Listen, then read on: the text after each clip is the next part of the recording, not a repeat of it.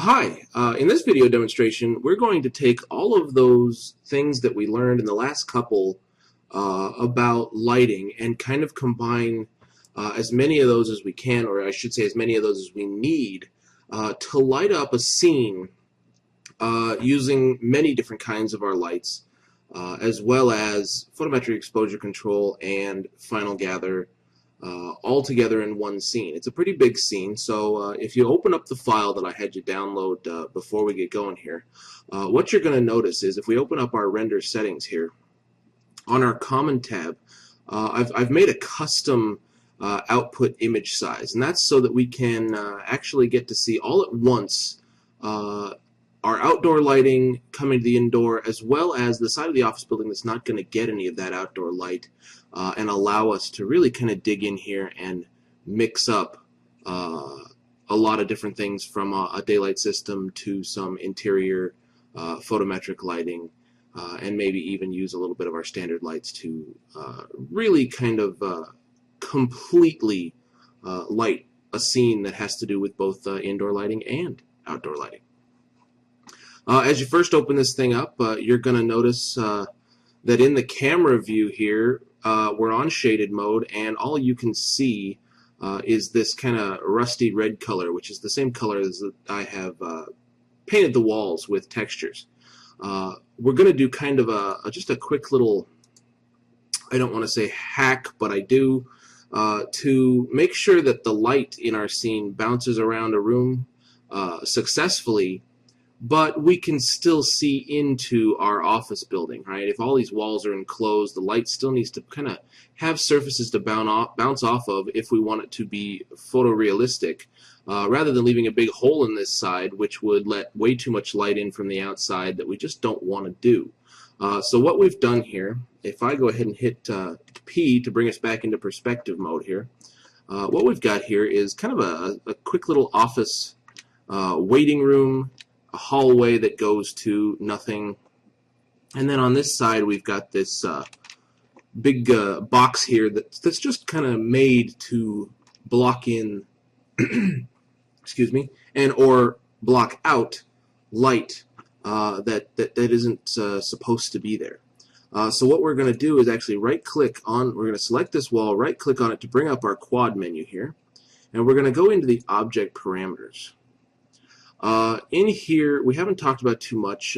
Maybe in other courses you have seen these, but we've got some very very interesting things that we can change here. One of the first things that we can change is the fact that this wall is visible to our camera. We don't need, in fact, we don't want that wall to be visible to our camera at all. So if we uncheck that, and we'll kind of hit OK here just so we can see what this is doing. One thing at a time, and I'll hit C here and I'll do a quick render. You can notice that that wall does not show up at all in our final render. Go ahead, hit cancel there. We can already see that. It's still showing up in our viewport, however, so we're going to right click, go back into that object properties, and do a little bit more. We've still got this thing renderable because it's got a purpose. And its purpose is to keep light in and keep light out at the same time.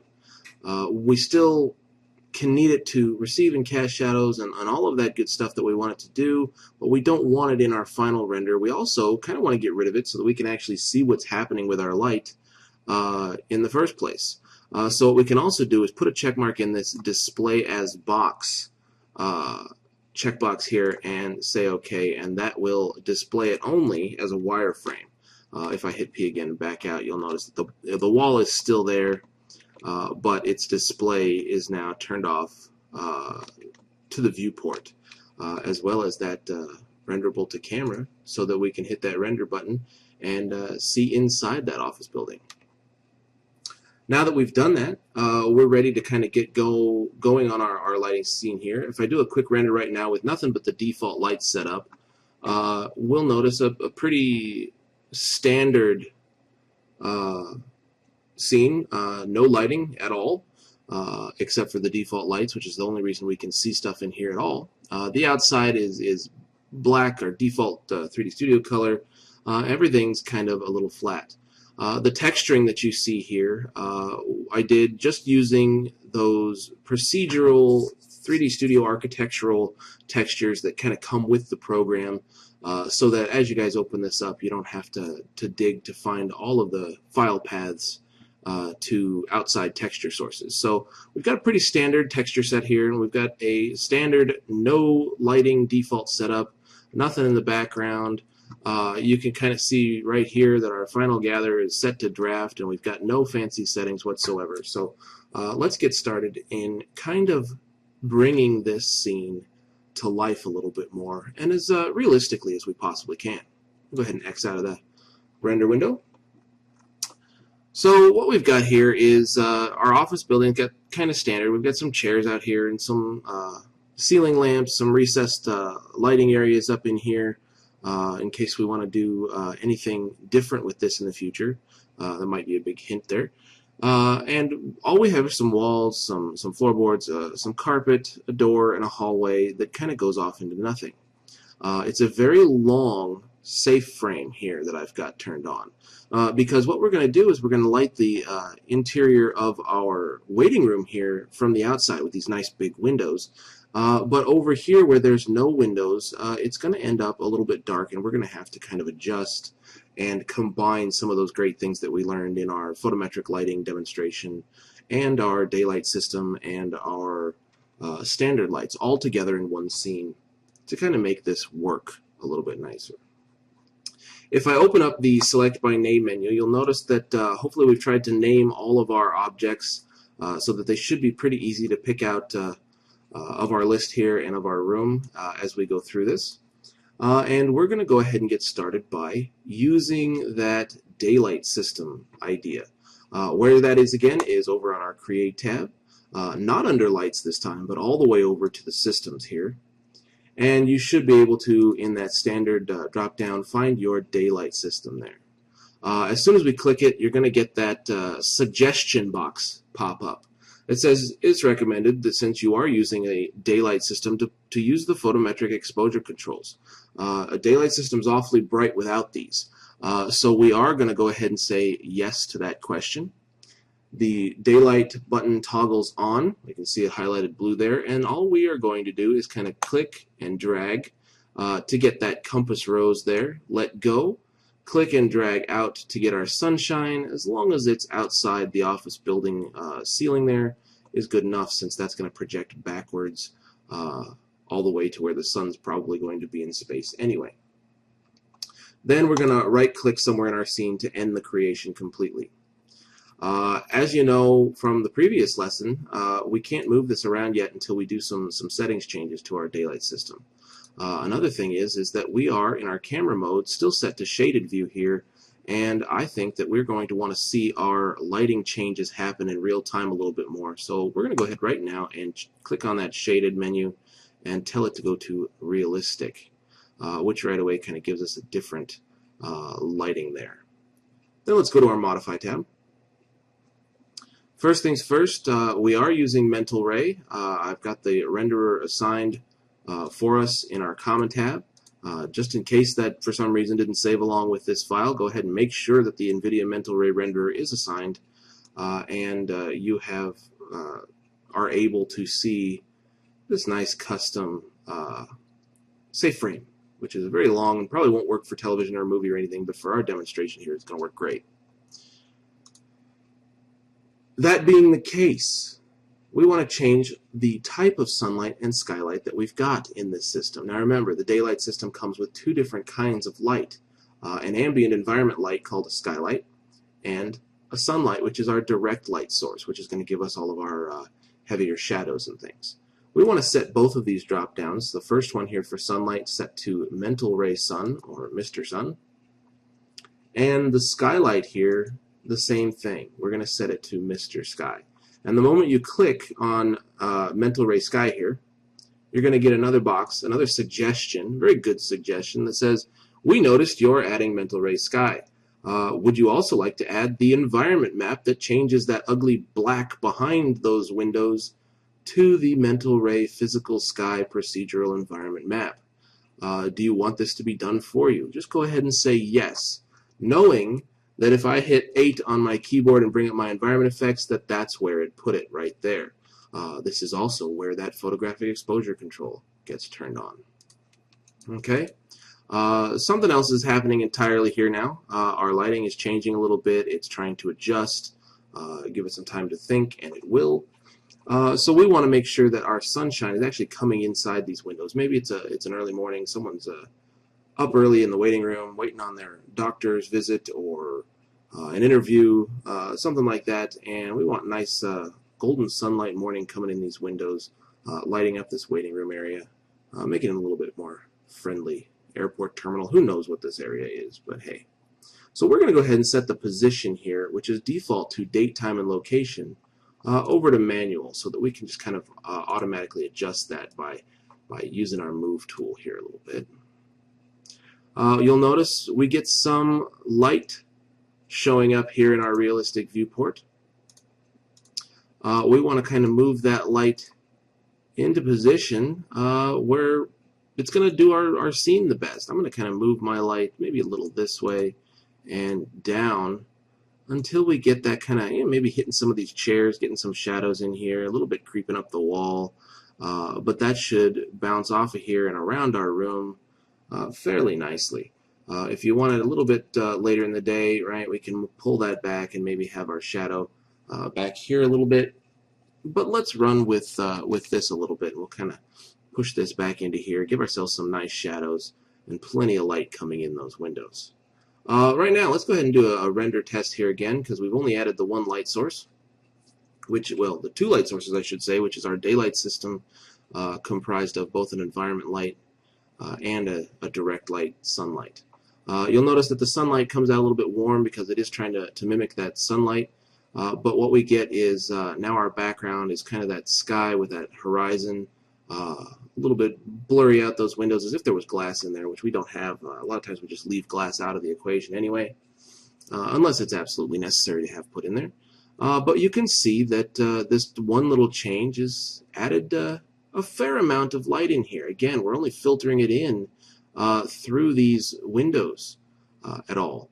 So we've got some light coming in here, we've got some strong light on the floor and a little bit of wall here, and then a little bit of that final gather reflective light happening around the room, because 3D Studio now defaults us with final gather turned on. It's just got very low settings to begin with. So what we're going to want to do is adjust some of these settings to increase the amount of light that's bouncing around our room, a little bit more realistic look and feel to it. Again, let's do that in our render setup before we add any more lights to our scene. Let's hit F10 to open that up. You can also find it right here on the main toolbar or under your rendering menu. We're going to go to the global illumination tab here. It should already be checkmarked on because that's kind of default in 3D Studio now. In earlier lessons I had it turned off on us for specific reasons so we could see what all this is doing. By now you should be fairly familiar with some of the settings that I, of course, usually kind of start with. So we're just going to quickly kind of plug those in here. I'm going to increase our rays from 50 to about 300.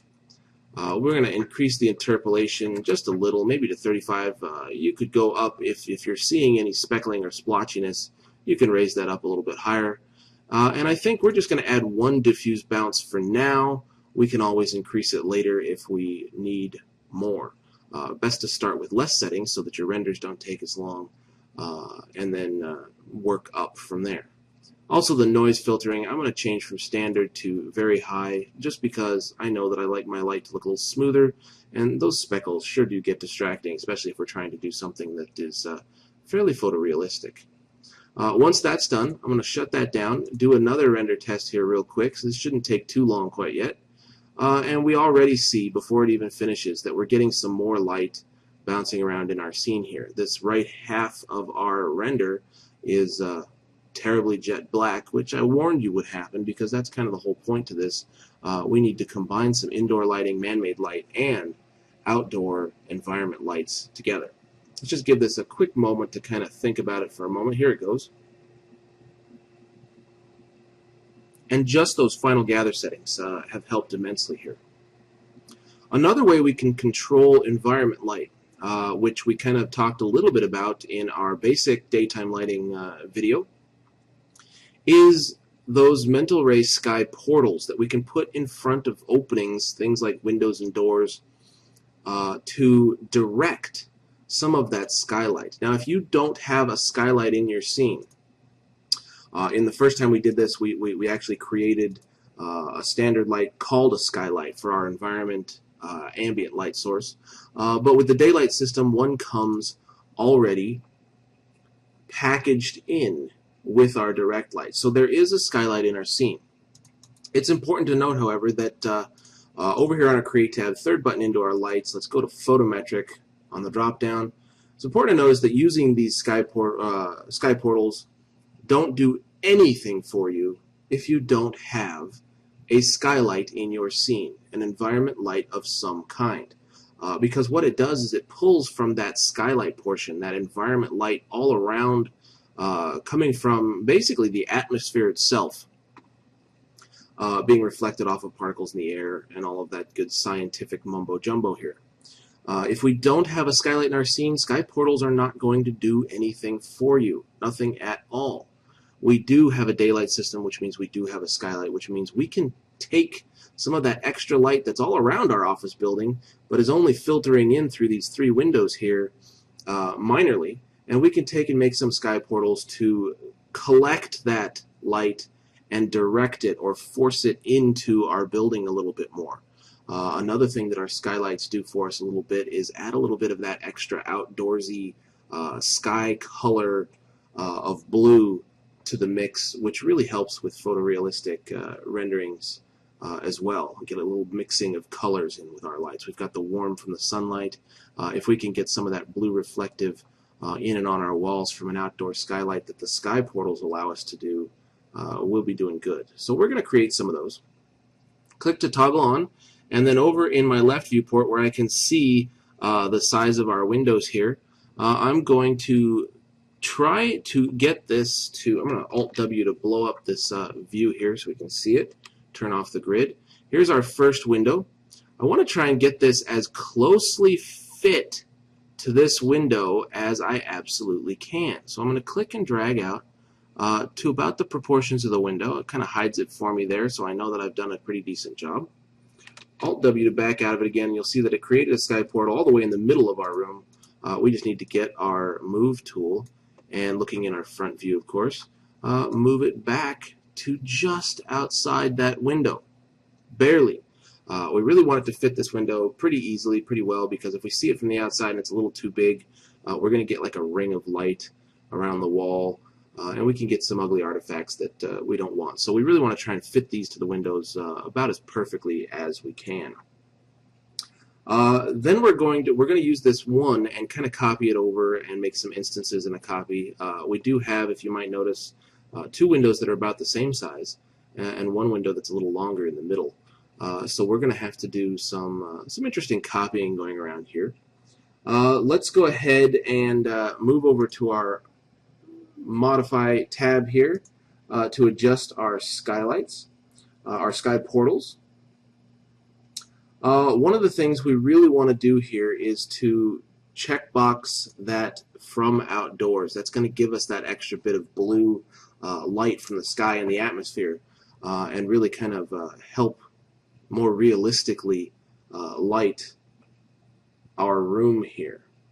I think everything else we can kind of leave at default for now. We can always come back and make some settings changes later. And then what we're going to do, we could increase the shadow samples to make them a little nicer for our final render, but for now we'll just go ahead and leave shadows on from outdoors, 1.0 multiplier, and everything kind of standard there. Over here in our left-hand view, I've still got my sky portal selected here. I'm going to go ahead and hold down my Shift key and my Move tool along this X-axis arrow here. If I hold down Shift and simply move it over to the other window that's about the same size, it's exactly pretty much the same size as the one that we already created. By holding down Shift, when I finally let go of that move, it's going to bring up the clone options for us. We're going to mark this one as an instance so that if I make changes to this one's going to kind of match it and then automatically change for me. We'll go ahead and mark it an instance. It can stay named Mental Ray Sky Portal number 2, and we'll say OK. This is a good way of doing this because it brought over the settings that we made from the first one. Also, if I do make, let's say, a multiplier, if I change this one, the new one, to 2, and go back to the other one, you'll notice it's also been changed to 2, and vice versa. I'm going to put that right back to 1, and we can go over and select the new one, and you'll notice it's also changed to 1. That's what that instance does for us. It keeps everything equal. It also makes my life a lot easier, so I don't have to go back in and click every single light in the scene if I want to bump things up just a little bit. That being said, however, these two windows that are the same size, if I change the size on either one of them, the other one's going to change, which is not going to do us as far as instances are concerned for our middle window, because I need it to be a little longer than the two on the outside. So we're going to do close to the same thing for this one. We've got all of our same standard settings that'll get copied over with it. We're going to hold down Shift again on our keyboard and just kind of move that sky portal into the center of that longer window, not quite reaching on either side. You can see this time we have to mark copy, because if we mark an instance and we try to make it longer, these two are going to get longer, and that's just going to mess things up. So where that instance is very useful, and I only have to change one light to change 2, every now and then we are going to run into that issue where we absolutely have to make a copy and change maybe 1 light and 2 lights, but not all 3. Go ahead and say copy, Sky Portal 3 is fine, and say OK. This time I want to increase the width a little bit just so that it matches that center window a little bit more accurately. I can blow it up and kind of get a little closer here, and we can center it a little bit easier, a little bit nicer, as well as kind of just, there we go, fill out that window there. If I do change, which is kind of already apparent, I changed the size here, but the other two did not change. So only these two outside windows are now instances of each other and talking to each other. So if I make a change here, it's going to happen over here, but if I make a change here, it's not going to happen to either one of these. Immediately, let's do another render here real quick and see what that skylight's doing. It's kind of gathering some extra light, pushing it in for us, and now we can finally start to see a little bit more light. Some of that blue coloring up and on the walls and on the ceilings up here, which is from that check mark that we put into the From Outdoors box. And we're also starting to see a little bit of this this wall over here towards our hallway be revealed. Not much yet, but a little bit. We'll give that just a moment here so we can kind of see what's going on and make our next decisions based on that. The longer you do this, the easier this gets. I honestly don't have to anymore kind of wait on this. I already see where the light is and what changes I need to make. It's still going pretty fast for now, though, so I might as well let it finish up here, and so that way you can see it. But we get some kind of mixing lights, some of the warm from that direct light sunlight, as well as some of the cool from that From Outdoors that we put in on our sky portal. Mixing colors and light is very good for a photorealistic render here. All right, not looking too bad. Let's X out of that. Before we do any lighting in our hallway here or anything, we've still got quite a bit. You know, if I bring that window up again, it's still a little dark in here, and it's very dark over here on the right-hand side. In the past, we might increase the multiplier number on our sky portals or our sun. We might go into our render setup, the global illumination, increase the multiplier or the rays or the amount of bounces here to increase light. But we've also, thanks to using the daylight system and some photometric lighting, we've got photometric exposure control turned on. So let me show you a kind of a fun and a good, easy way to get more light into your scene when you are using photometric lights or daylight systems and that photometric exposure control. If we hit 8 to bring up our environment and effects panel, you can also find it under the rendering menu, environment. You'll notice down here we've got photometric exposure controls. Right now the exposure value is set to the default of 15.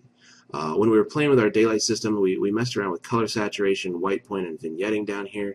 But I did briefly mention what this value does. The lower the value in this field, the more light is going to end up in your scene. The higher, the darker the scene's going to get. So if we've got a fairly dark scene and we want to get more light in here, we might try dropping this value just a little bit. Let's try 12. Already our viewport is trying to make some adjustments here. It's a little bit brighter. Let's do a quick render here. And in our render, suddenly the entire world has changed here. The colors are a little bit better off. We've got those blues and those warm colors still in here. The whole waiting room is actually lit up pretty nicely now, and even everything up to where this hallway begins is looking a lot more realistically lit.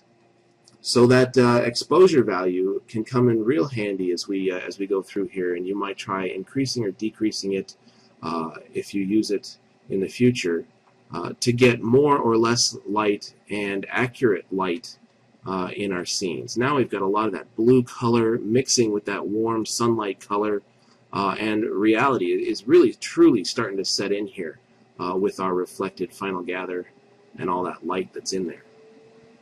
We've still got some speckling thanks to things like our anti-aliasing settings, or maybe even the interpolate numbers on our final gather, etc. But for right now, I think we're off to a hell of a start. We can even start to see some of those lighting fixtures down the hallway. I've been in a lot of office buildings. I know most of you probably have as well. You might even be in one right now taking this lesson. Most of the time, even in the daylight, where there's windows in the waiting room, the lights are turned on down the hallways where we cannot get windows because, we've got to be able to see where the hell we're going, right? So what we're going to do next is kind of X out of this box here, and we're going to do some man-made lighting on this side of our scene. Let's go ahead and close out the environment and effects panel there. We may go back in there and fine-tune that exposure level later once we get some more light into our scene, but for right now that really has lit up the rest of our scene quite well. Let's go back to our Create tab. We're already on the lights here. We should be still in photometric lights, and what we're going to do is in our top viewport, let me Alt-W to make that a little bit bigger and zoom in on these fluorescent tube kind of light fixtures that we've got hanging from the ceiling. What we're going to do is create a free light in order to fill these lamps in here a little bit. I'm going to go ahead and just kind of click right in the middle of this first one to create myself a light. If I take a look at my side view, the light's probably down here on the floor right here. Yeah, let's do that, and let's get our move tool and just kind of move it up and into the center of this trough that we've kind of created for where we would put our fluorescent light tubes if this were a real-world lighting simulation. Good, we've got one. Let's kind of go over to our Modify tab here and adjust it accordingly. If we look at our free light here, one of the first things I want to do is make sure shadows are turned on. And I want to make sure that my shadow map is actually set to ray trace shadows because they just work a little bit nicer.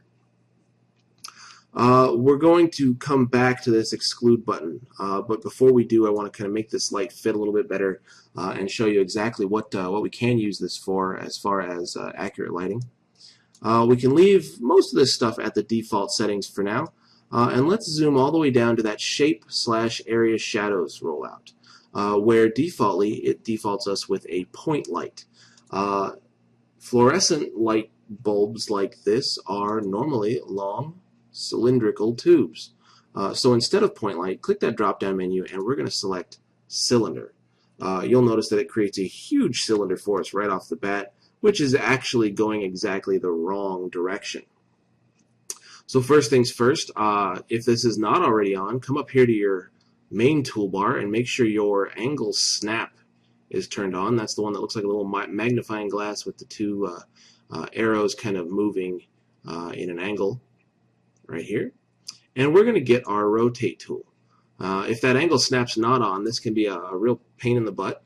But since it is, we can rotate that exactly 90 degrees because it snaps based on 5-level increments here. So if I rotate it this direction, you can see the number that I'm kind of circling around right here.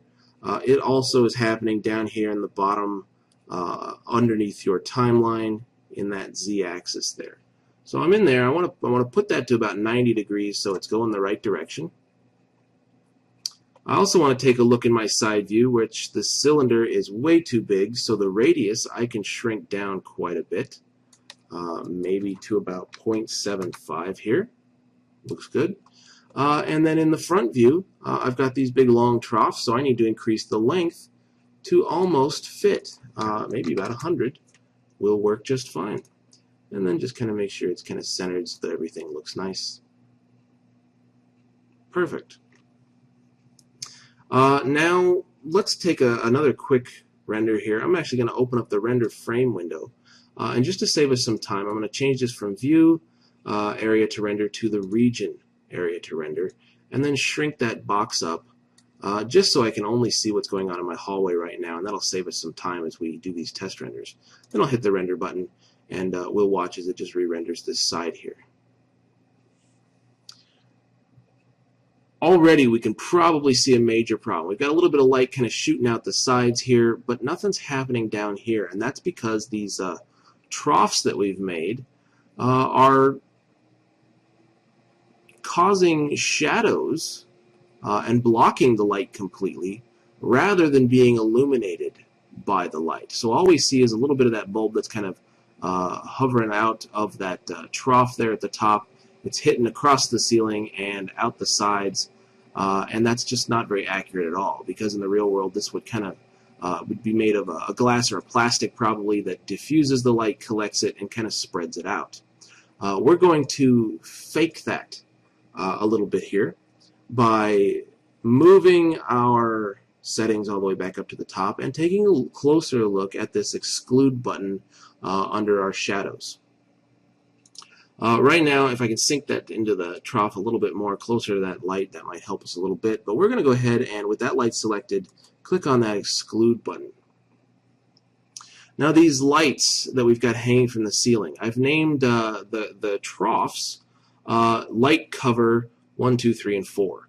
What we want to do is kind of select all of these guys and click the arrows into the empty list on the right-hand side. We've got the populated list on the left-hand side, everything in our scene, and we want to move them over into the exclusion list on the right-hand side. And what we want to exclude them from doing is casting shadows. That way, we can kind of get the light as though it were not being interfered with by these troughs, and light that whole area up, as well as kind of make these troughs look a little bit less like they're blocking light and more like they're assisting the light. We go ahead and hit OK there. Back to our camera view and render one more time.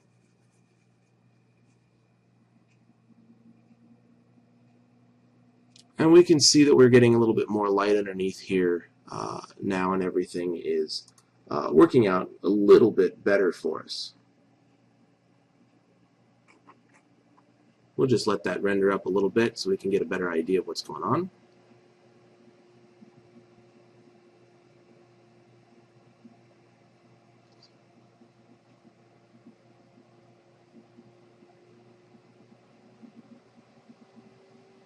Now we've got some light hitting the ground back here from one of these tubes at least. We're still getting a brighter light up here, which is fine. That kind of looks pretty good. And then down here we're getting more light even on the other side of this wall. So that exclude from shadow casting only can come in real handy, because we definitely want these troughs to continue lighting up as the light hits them. All those light covers. Okay, now that we've got one light working, all we need to do is hold down Shift again and copy this one over into the second trough. Whoops. Let go. We're going to go ahead and mark this one an instance, because if I have to change the fluorescent intensity or the color or anything like that for one of these fluorescent bulbs, I'm going to want the rest of them to match, and I'm not going to want to do that change over and over and over again. So we'll mark it as an instance. The name photometric light number 2 is fine. Just say OK, and then that way we've got 2. What I want to do next is select that first one again, hold down Control to make a double selection, select both of those lights at the same time, and then let me Alt-W to open up my side view here. And I'm going to hold down Shift again and move those over to the next lamp fixture there. And again, we're going to mark them instance and say OK. I might need to zoom in a little bit just to make sure that they're kind of in the center of those troughs. That looks pretty good. And then let's, one more time now with 4 lights down our hallway, take a look at how our light is working for us a little bit better. Even before it finishes, right away, right? We can see that the hallway is now lit up. We can even see a bit of the door down here. The back of that hallway is still looking pretty dark. We'll take care of that next. And we've got some very dark areas in between here that in the real world would probably be filled in a little bit better with ambient light bouncing around the room. A couple of ways we can do that. We could increase our final gather bounces. Another point to kind of help bounce light around in here. But because of the intensity of these lights in this world, sometimes we have to do another little trick, which I think we'll probably do just to give you another idea of what some of the standard lights we can be used for. But yeah, there's our hallway. It's starting to be really lit up. We can see that door at the end of the hall and even start to see around the corner here a little bit. I think that's good enough. You can see our light troughs. They're actually lighting up now. And we've got light in our whole hallway. We're off to a decent start. Let's go ahead and hit cancel there. The computer fan's just turned on again. And now it's just a matter of detail. If we look at this office building, right, the hallway just kind of goes here and stops. It ends to nothing. More than likely, if this were going to be a real office building, a video game level or something like that, this would continue on into another room, maybe another room that's got windows on the other side of the building, or some more offices, another hallway perhaps. So we can fake this scene here by bringing some more light in coming from this hallway, pretending, as if maybe either at least some more fluorescent bulbs were coming down the hall, leading into some offices or windows from the other side. We're going to use another photometric free light to accomplish this.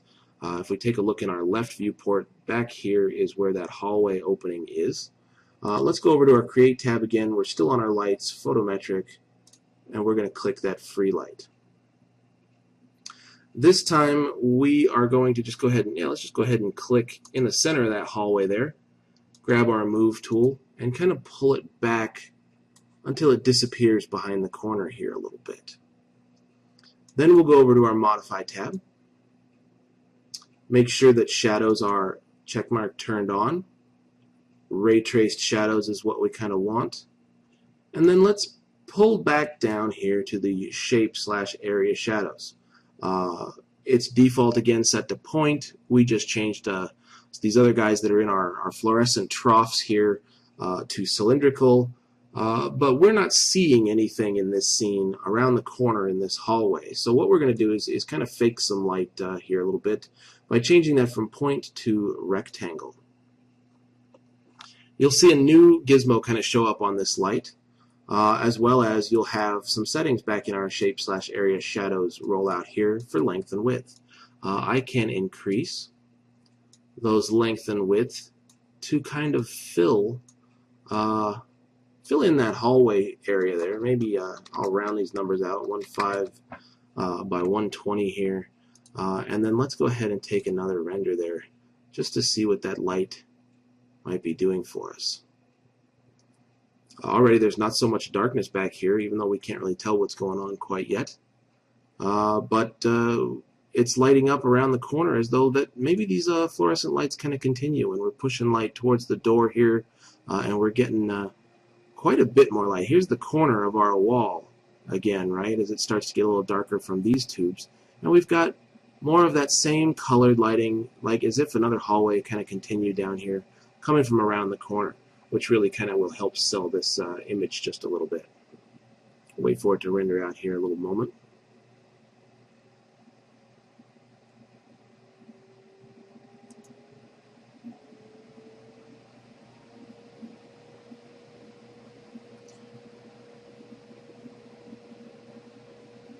It's a little dim looking at it from here, so maybe we can go ahead and hit that cancel button and come back up to our intensity color attenuation here, and maybe instead of 1500, maybe I just bump it up to about 2000, 2250, until I am starting to get a little bit more satisfied with how much light is coming out there. Again, this is kind of a subtle dance here, and we're just trying to make it look as realistically as possible. And that's a little bit better, I can already see. So there we go. Let's go ahead and hit cancel on that. We also mentioned that between these light fixtures, it's getting a little dark. That doesn't really happen that way in the real world. So what we can do is kind of fill that in maybe with an ambient light, a standard light that we want. Let me pull that maybe up just so it disappears behind the corner. And we can adjust some of these levels as far as we like it a little bit more if we feel like it later. But for now, let's go back to our Create tab. We're still in the lights. Instead of photometric light, let's jump down to standard light here. And what we're going to do is let's just create a mental ray omni light. In the front view, there's my door. I can see it right there. So I'm just going to create this light kind of hovering there right in the hallway. And I want to place it, if I move it in my top view, between our two fluorescent light fixtures here. We can already tell that this is looking absolutely ridiculous, right? We've got this huge blast of light coming from around the corner, etc. And we've got a big hot spot on our wall, and stuff just looks a little terrible. So what we're going to do is go over to our Modify tab here. If we open up the intensity rollout here, you can see that it's trying to compensate because of that exposure control, and it's given us a multiplier of 31,583. Let's drop that a bit, maybe to about 300 instead, which will get rid of a lot of that ultra bright light. When we did some other basic lightings and stuff, right, we left our multiplier around 1.0 and made minor changes to it. But as long as we're using that photometric exposure control, you're going to need higher values in your multipliers for your lights. It's just part of the business of using that photometric exposure control. If you've got it turned on, you're going to need to make your lights a lot brighter than what they would be normally without it. We're also going to kind of come down here to our advanced effects, and we've talked about these a little bit, but we haven't used them yet. Let's put a check mark in that ambient only box, which is going to get rid of all the direct light source that this guy is utilizing here. We can also kind of turn on that inverse square in our decay type up underneath our intensity. And what that does is allows the light to fade over time so that we don't get the same amount of light all the way over here in the corner from this light bulb as we do right next to it.